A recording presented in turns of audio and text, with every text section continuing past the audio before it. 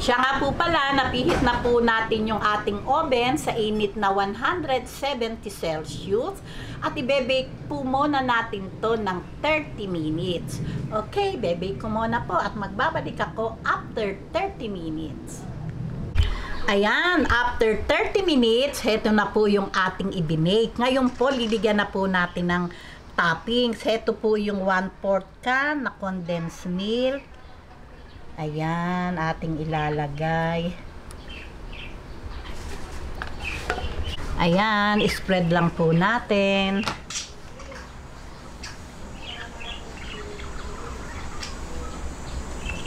Ayan, pagka po ganyang na-spread na natin yung ating condense, ilalagay na po natin tong ating quick melt cheese.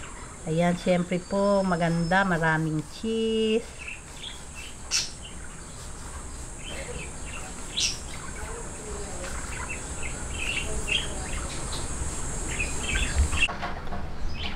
Okay, heto na po. Ngayon po, ibe-bake po ulit natin to ng 20 minutes hanggang makita natin na nagla-light brown na itong ating masarap na bibingka. Okay, babalik ko na po sa ating oven.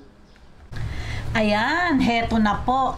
After 15 minutes, nag-melt na po yung ating cheese at ito naman pong ating condense.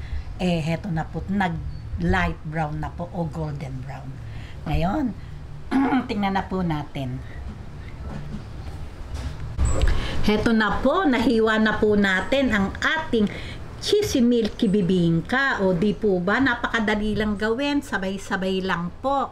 Talaga naman pong itsura at amoy pa lang, talaga naman pong yummy. O gawin nyo na po ito at meron kayong masarap na merienda. O kung nagustuhan nyo ang video na to, wag lang kalimutang mag-likes and don't forget to share and subscribe. Boo-boos!